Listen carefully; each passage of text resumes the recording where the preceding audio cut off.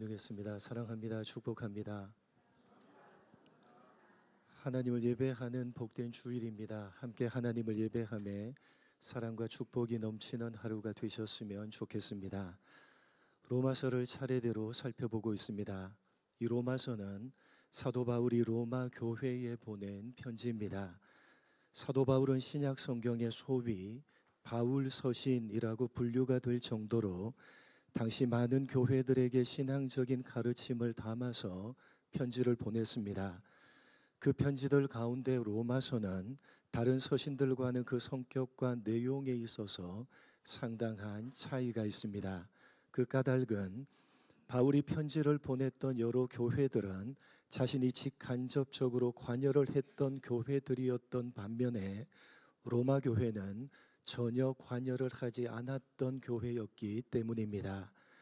바울 자신이 관여를 했던 교회들은 그들 각각의 상황과 신앙 수준을 잘 알고 있었기 때문에 교회들 각각의 상황과 신앙 수준에 맞추어서 편지를 적어서 보낼 수가 있었지만, 자신이 전혀 관여를 하지 않았던 이 로마 교회는 어떤 상황을 가지고 있는지, 또한 어떤 신앙 수준을 가지고 있는지를 전혀 몰랐기 때문에 사도 바울은 기독교 신앙의 전반에 관한 가장 중요한 내용들을 체계적으로 정리를 해서 이 편지에 적을 수밖에 없었던 것입니다. 그렇기 때문에 이 로마서는 기독교 신앙을 가지고 있는 우리들에게 너무나도 중요한 말씀입니다. 모든 성경이 똑같이 중요하지만 특별히 기독교 신앙 전반에 관한 가장 중요한 내용들을 체계적으로 정리를 하고 있기 때문에 이 로마서를 통해서 우리는 우리 자신이 가지고 있는 신앙을 전반적으로 점검해 볼 수 있는 동시에 다시 한번 체계적으로 정리를 할 수 있다는 점에서 대단히 중요한 것입니다. 그러니까 이 로마서를 대할 때 우리는 우리의 손에 조각칼을 들어야 하는 것입니다. 여러분, 지난주 신명기를 시작하는 서론 말씀이 생각나십니까? 제가 괜한 걸 물었습니까? 모세가 신명기를 시작하면서 가장 중요하게 강조했던 바알을 설명하다, 그 정확한 뜻은 깊이 파다. 하나님의 말씀을 읽고 들을 때는 손에 조각칼을 들고 그 읽고 들은 말씀을 스스로의 마음판을 깊이 파서 그 마음판에 뚜렷하게 새겨야 되는 것입니다. 이 로마서의 말씀을 읽고 들을 때도 우리는 우리의 손에 조각칼을 들어야 합니다. 신명기가 하나님의 말씀을 읽고 들을 때 그 읽고 들은 말씀을 마음판에 깊고 뚜렷하게 새겨야 한다는 차원에서 손에 조각칼을 들어야 한다고 말씀하고 있다면, 이 로마서는 우리가 가지고 있는 기독교 신앙의 전반에 관한 가장 중요한 내용들을 체계적으로 정리를 하고 있는 내용이기 때문에 이 로마서의 말씀을 기준으로 삼아서 우리가 가지고 있는 신앙을 확인하고 잘못된 부분을 자르고 깎고 다듬어서 올바른 신앙으로 빚어내기 위해서 우리는 우리의 손에 조각칼을 들어야 되는 것입니다.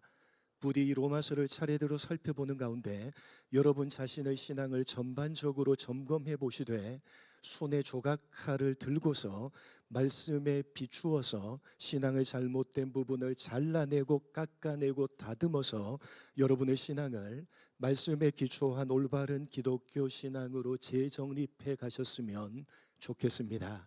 그렇게 말씀에 기초한 올바른 기독교 신앙으로 빚어져 가시기를 축복합니다.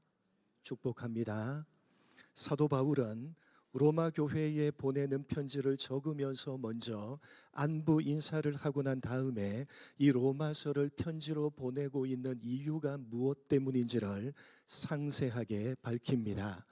사실 사도 바울은 여러 번에 걸쳐서 로마 교회를 직접 방문하려고 했지만 그때마다 번번이 피치 못할 사정이 생기면서 단 한 번도 로마 교회를 방문하지 못했고, 그래서 이렇게 편지를 적어서 보내고 있는 것입니다.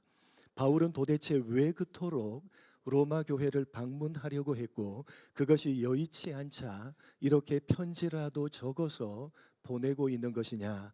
1장 15절 말씀을 보시면 바울은 이렇게 말을 합니다.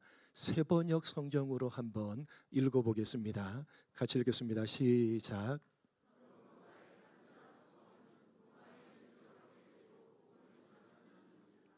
로마에 있는 여러분에게도 무엇을 전하는 일입니다. 복음을 전하는 일입니다. 사도 바울은 로마 교회에 복음을 전하고 싶었던 것입니다. 직접 가서 복음을 전하려고 했는데 여의치가 않아서 편지라도 적어서 그들에게 복음을 전하고 싶었던 것입니다. 왜 그토록 복음을 전하고 싶었던 것이냐? 이어지는 16절 17절을 보시면 이렇게 되어져 있습니다. 16절 17절 같이 읽겠습니다. 시작.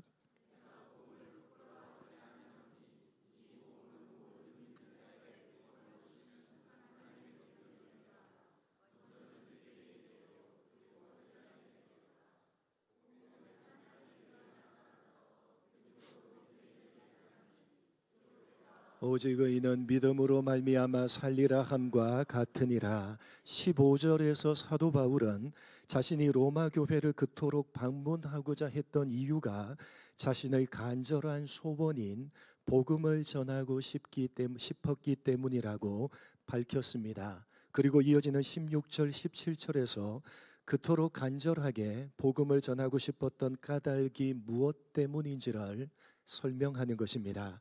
왜 그토록 복음을 전하고 싶었느냐? 16절 17절 때문인데 네 가지로 정리할 수 있습니다. 16절에 두 가지, 17절에 두 가지입니다. 바울은 왜 그토록 복음을 전하고 싶었던 것이냐? 16절 상반절, 그는 복음을 부끄러워하지 않았기 때문입니다. 왜 그토록 복음을 전하고 싶었느냐? 16절 하반절, 복음은 구원을 주시는 하나님의 능력이기 때문입니다.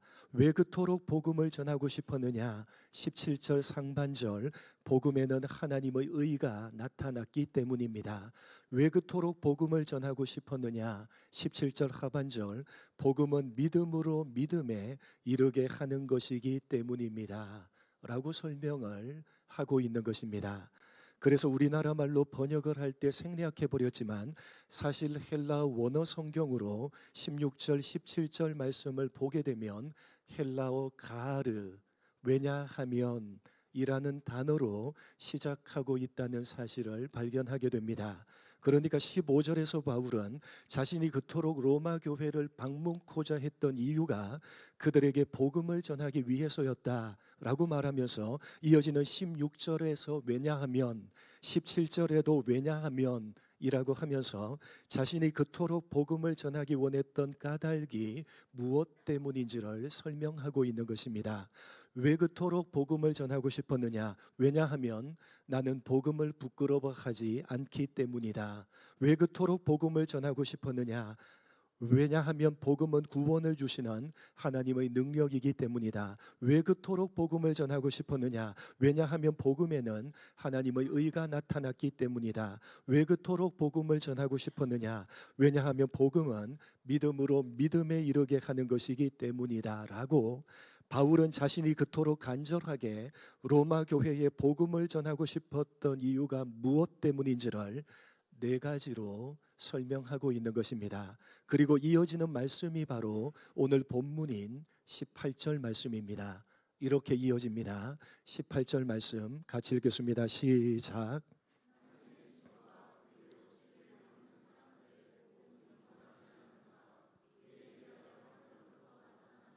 하나님의 진노가 불의로 진리를 막는 사람들에게 나타난다는 것입니다. 그런데 여러분, 이 18절 말씀도 역시 헬라어 원어 성경으로 보면 16절 17절과 똑같이 가르, 왜냐하면 이라는 말로 시작되고 있습니다. 16절 17절 18절 모두 다 가르, 왜냐하면 이라는 말로 시작을 하고 있는데 우리말로 번역을 할 때 모두 다 생략해 버린 것입니다. 무슨 말이냐? 오늘 본문 18절 말씀도 역시 16절, 17절에서 계속 이어지고 있는 바울 자신이 그토록 복음을 전하고 싶었던 이유가 무엇 때문인지를 설명하고 있는 내용이라는 말씀입니다. 왜 그토록 복음을 전하고 싶었느냐? 왜냐하면 하나님의 진노가 불의로 진리를 막는 사람들에게 나타나기 때문이다 라는 말씀입니다. 내가 그토록 복음을 전하고 싶었던 까닭은 하나님의 진노가 나타나기 때문이다 라고 바울이 설명하고 있는 것입니다. 그러니까 바울은 자신이 그토록 복음을 전하고 싶었던 이유가 무엇 때문인지를 16절부터 18절까지 5가지로 설명하고 있는 것입니다. 5가지를 정리해 보면 이렇습니다. 스크린을 보시면 5가지 왜 복음을 전하고 싶었느냐? 바울은 16절부터 18절까지 5가지로 그 이유들에 대해서 밝히고 있습니다. 여러분, 제가 왜 복음을 전하고 싶었느냐? 그러면 여러분이 왜냐하면 복음을 부끄러워하지 않기 때문이다 이렇게 제가 묻고 답하고 5번까지 한번 읽어보도록 하겠습니다. 왜 복음을 전하고 싶었느냐? 왜 복음을 전하고 싶었느냐? 왜 복음을 전하고 싶었느냐? 왜 복음을 전하고 싶었느냐? 왜 복음을 전하고 싶었느냐? 그런데 여러분, 여기 바울이 설명하고 있는 이 5가지 이유들 가운데 가장 근본적이고 가장 중요한 이유는 바로 마지막 5번째인 오늘 본문 18절입니다. 그래서 사실은 18절부터 거꾸로 16절까지 거슬러 올라가면서 이해를 해야지 그 뜻이 명확해집니다. 18절부터 거꾸로 거슬러 올라가면서 정리를 해보면 논리적으로 정확하게 맞아떨어집니다. 제가 한번 정리해 보겠습니다. 잘 들어보시기 바랍니다. 왜 그토록 복음을 전하고 싶었느냐? 왜냐하면 하나님의 진노가 나타나기 때문이고 그 하나님의 진노가 나타나는 자를 믿음으로 믿음에 이르게 하기 때문이고 그렇게 하나님의 진노가 나타나는 자를 믿음으로 믿음에 이르게 하는 그것이 복음에 나타나 있는 하나님의 의다.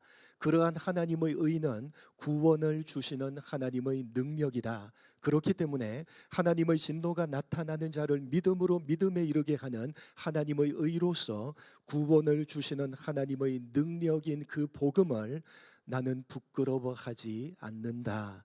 논리적으로 정확하게 이어지는 것입니다. 이렇게 논리적으로 정리를 해보면 바울은 자신이 복음을 전하려고 하는 이유들을 열거하면서 그 시작을 무엇으로부터? 하나님의 진노로부터 시작하고 있다는 사실을 알게 됩니다. 다시 말해서 바울이 복음을 전하기를 그토록 간절하게 소원했던 가장 중요하고 가장 근본적인 이유는 하나님의 진노 때문이었습니다. 하나님의 진노가 있기 때문에 바울은 그토록 복음을 전하기를 간절하게 소원했던 것입니다. 그러니까 여러분, 복음이 되는 가장 근본적이고 가장 중요한 이유는 하나님의 진노 때문입니다. 그래서 바울은 자신이 복음을 전하기를 그토록 소원했던 5가지 이유들을 설명하면서 가장 근본적이고 중요한 마지막 5번째 이유에 대해서는 길게 설명을 붙여 놓은 것입니다. 16절의 2가지 이유, 17절의 2가지 이유는 설명이 없습니다. 그런데 마지막 5번째 이유인 오늘 본문 18절 하나님의 진노하심에 대해서는 19절과 20절 2절에 걸쳐서 길게 설명을 하고 있습니다. 18절을 다시 보시면 하나님의 진노가 누구에게 나타납니까? 불의로 진리를 막는 사람들에게 나타난다는 것입니다. 그러면 불의로 진리를 막는 사람들은 도대체 어떤 사람이냐? 19절에 이렇게 설명합니다. 같이 읽겠습니다. 시작.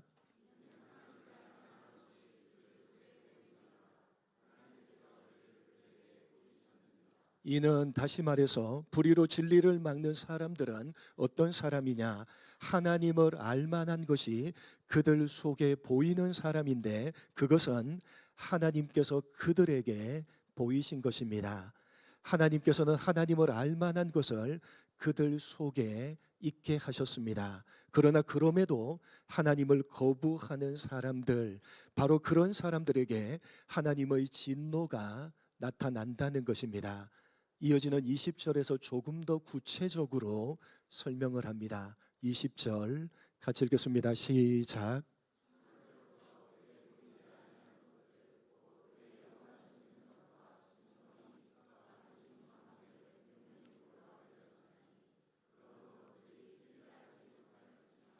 하나님께서 하나님을 알만한 것들을 그들 속에 두셨음에도 하나님을 거부하는 자들에게 하나님의 진노가 나타나는데, 그렇게 하나님의 진노하심을 쏟아부어도 그들은 핑계를 댈 수가 없습니다. 왜냐하면 창조주 하나님께서 그들 속에만이 아니라 그들이 바라보고 있는 하나님이 만드신 이 세상 만물 속에서도 하나님을 알만한 것들을 넣어서 그들에게 분명하게 보여주셨기 때문입니다. 그럼에도 그들은 하나님을 거부하고 있기 때문에 그 어떤 핑계도 댈 수가 없다는 것입니다.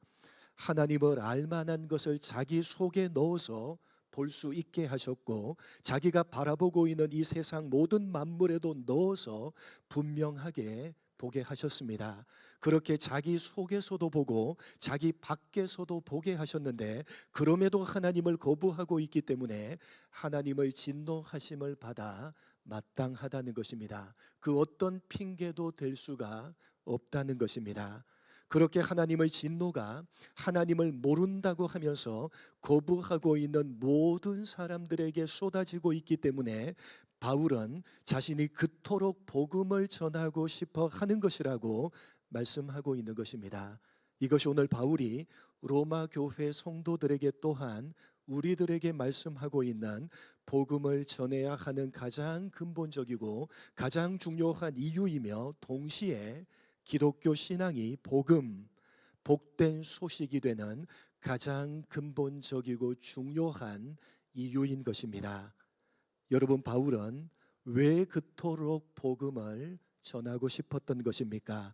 복음을 부끄러워하지 않았기 때문이고, 구원을 주시는 하나님의 능력이기 때문이고, 하나님의 의가 나타나기 때문이고, 믿음으로 믿음에 이르게 하는 것이기 때문입니다. 그러나 그 무엇보다도 가장 근본적이고 가장 중요한 이유는 하나님의 진노가 나타나기 때문입니다. 여러분, 창조주 하나님의 진노하심이니까 그 진노하심의 결과는 무엇이겠습니까? 창조주 하나님의 진노하심, 그 결과는 무엇이겠습니까? 죽음이요, 멸망입니다. 여러분, 하나님의 진노하심으로 받게 되는 죽음, 멸망, 그것을 이 세상에서 존재가 사라져 버리는 것으로 이해를 하시면 상당히 부족한 이해이고 또한 잘못된 이해입니다. 여러분, 신자든 불신자든 상관없이 이 세상에 존재하는 모든 사람들은 그 존재가 절대로 사라지지 않습니다. 성경이 말하는 죽음, 성경이 말하는 멸망은 영생에서 제외가 된다는 것입니다. 영생에서 제외가 된다는 것은 영생이신 하나님에게서 단절된다는 의미입니다. 영생이신 하나님의 형상으로 창조함을 받은 사람은 영생하는 존재로 만들어졌는데, 영생이신 하나님을 반역하여 죄를 범하고 타락해버려서 스스로 영생이신 하나님을 거부해버렸습니다. 그래서 반드시 죽으리라 하신 말씀대로 영생이신 하나님과 단절되어서 영생에서 제외된 존재가 되었고, 죽음과 멸망이 찾아오는 존재가 되어져 버린 것입니다. 그러니까 죽음과 멸망이란 존재 자체가 사라져 버리는 것이 아니라 영생이신 하나님에게서 단절되는 것입니다. 영생이신 하나님에게서 단절되는 것입니다. 영생이신 하나님에게서 단절되어서 영생이신 하나님과 함께 살아가지 못하는 것, 그것이 성경이 말하는 죽음이요 멸망입니다. 다시 말해서 영생이란 시간적으로 영원히 살아가는 것이 아니라 영생이신 하나님과 함께 살아가는 것입니다. 그리고 죽음과 멸망이란 존재 자체가 소멸되고 존재 자체가 사라져버리는 것이 아니라 영생이신 하나님과 함께 살아가지 못하고 하나님에게서 단절되는 것입니다. 시간적으로는 영원히 살지만 영생이신 하나님과 단절되어서 시간적으로 영원히 사는 것, 그것이 죽음이요 멸망입니다. 여러분, 예수를 믿는 신자 된 우리나 믿지 않는 불신자나 똑같이 시간적으로는 영원히 삽니까? 살지 못합니까? 시간적으로는 불신자든 예수 믿는 신자든 시간적으로는 영원히 삽니까? 살지 못합니까? 영원히 삽니다. 불신자든 신자든 영원히 삽니다. 존재 자체가 소멸되거나 사라져버리지 않습니다. 영원히 삽니다. 그러나 신자된 우리는 영생이신 하나님과 함께 영원히 사는 것이고, 불신자는요 영생이신 하나님과 단절되어서 하나님 없이 영원히 사는 것입니다. 신자된 우리는 하나님과 함께 하나님의 나라 천국에서 영원히 사는 것이고, 불신자는요 하나님 없이 지옥에서 영원히 살아가는 것입니다. 시간적으로는 똑같이 영원히 살지만 신자된 우리는 영생이고 불신자는 영 벌인 것입니다. 영원히 벌을 받는 것입니다.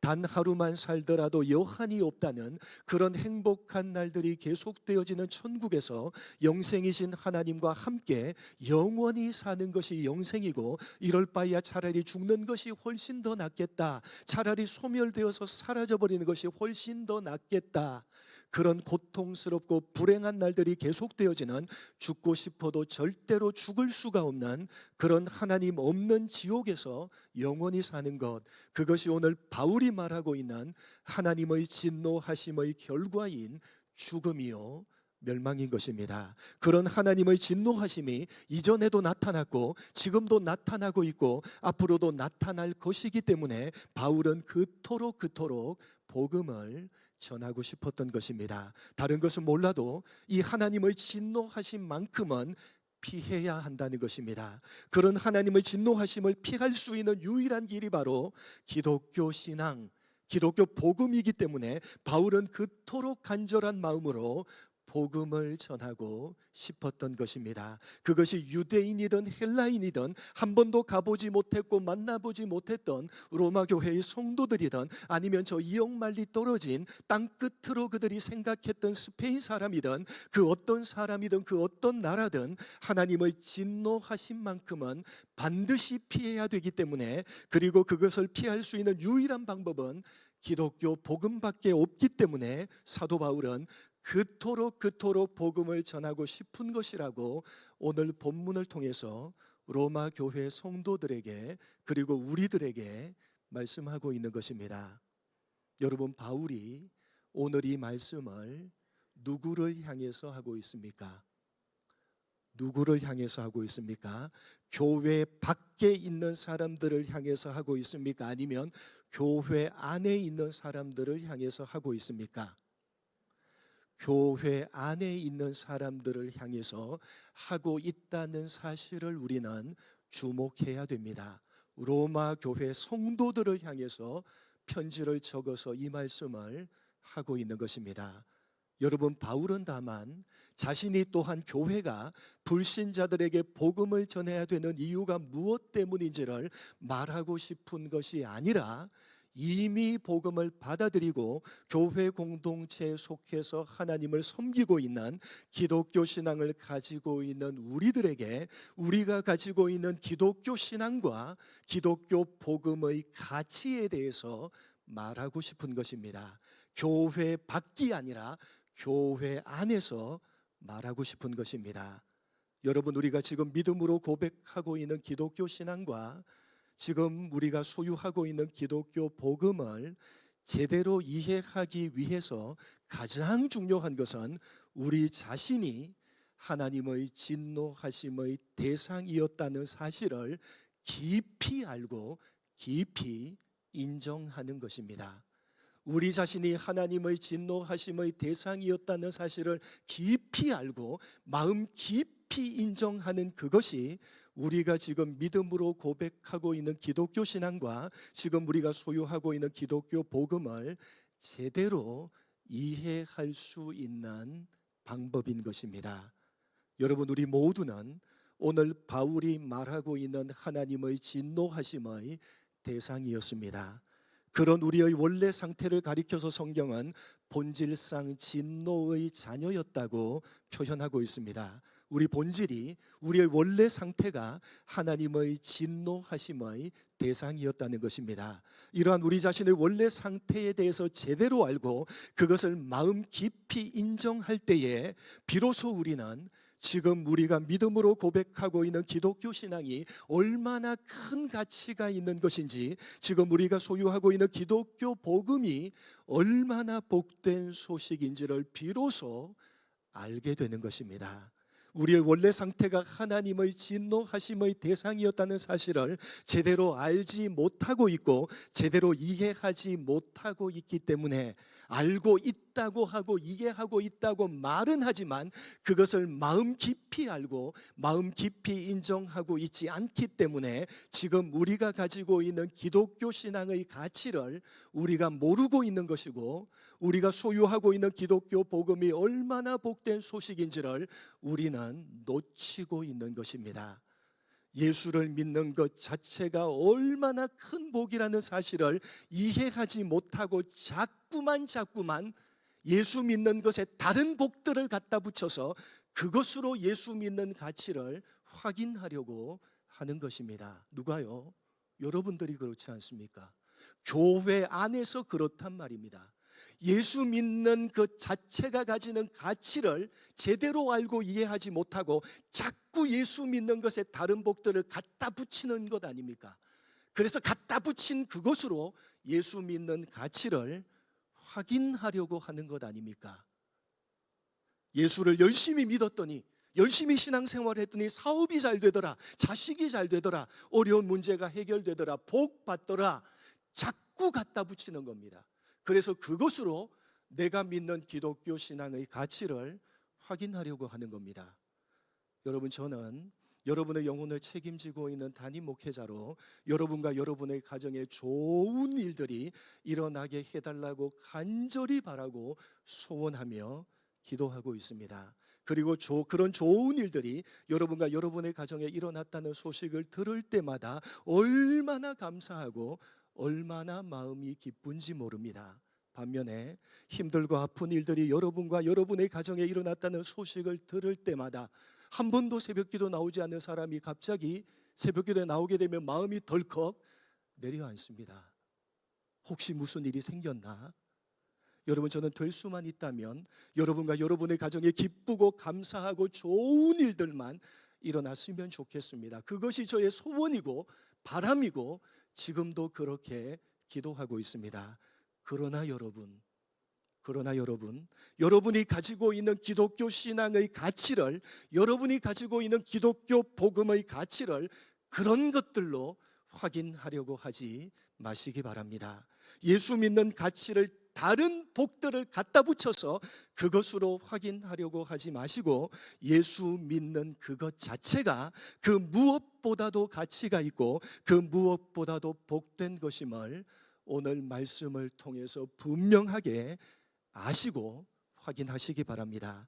하나님의 진노하심의 대상에서 이제 우리는 완전히 벗어난 것입니다.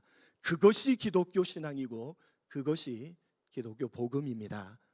여러분, 예수를 열심히 믿고 있는데, 열심히 신앙생활을 하고 있는데 여러분과 여러분의 가정에 아무런 보상이 없다고 생각하십니까?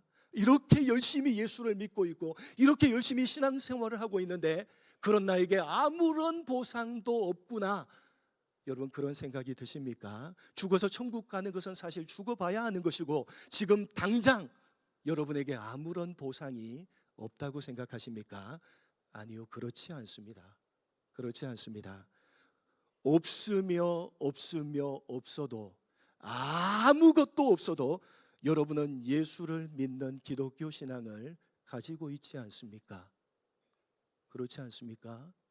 없어도 여러분에게 아무것도 없어도 여러분은 예수를 믿고 있지 않습니까? 기독교 신앙의 가치, 여러분이 이미 소유하고 있는 그 기독교 복음의 복됨과 가치를 제대로 모르고 있는 것입니다.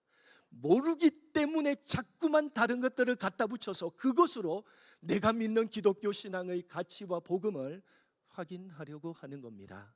오늘 바울이 그것을 교회 공동체를 향해서 지적하고 있는 겁니다. 그건 기독교 복음의 가치, 너희가 이미 가지고 있는 기독교 신앙의 가치를 제대로 모르고 있는 것이라고 교회를 향해서 말씀하고 있는 겁니다. 여러분, 원래 우리 모두는 핑계할 수 없는 하나님의 진노하심의 대상이었습니다. 하나님의 진노하심의 대상이 어떤 것인지를 아시고 마음 깊이 인정하시기 바랍니다. 죄인 중에 내가 괴순이라. 죄인 중에 내가 괴순이라. 그건 바울이 해야 되는 고백이 아니라 우리 모두가 해야 되는 고백입니다. 그러나 지금 우리는 하나님이 너무나도 사랑하시는 그분의 자녀입니다. 그것이 오늘 바울이 말하고 있는 기독교 신앙의 가치요, 기독교 복음의 복됨입니다. 그 복됨을 다른 것에서 찾고 다른 것으로 확인하려고 하지 마시고 하나님의 진노하심의 대상에서 벗어나서 예수를 믿고 하나님의 자녀가 되었다는 것에서 찾으시고 확인하심으로 기독교 신앙의 가치와 기독교 복음의 복됨을 부끄러워하지 아니하고 자랑하시는 여러분 모두가 되시기를 주님의 이름으로 간절히 축복합니다. 하나님 아버지, 오늘 바울이 교회 공동체를 향해서 말하고 있는 이 기독교 신앙의 복됨과 가치를 제대로 알고 마음 깊이 인정하며 부끄러워하지 아니하고 자랑하는 우리 모두가 될 수 있도록 은혜 베풀어 주옵소서. 감사하오며 예수님의 이름으로 기도드립니다. 아멘.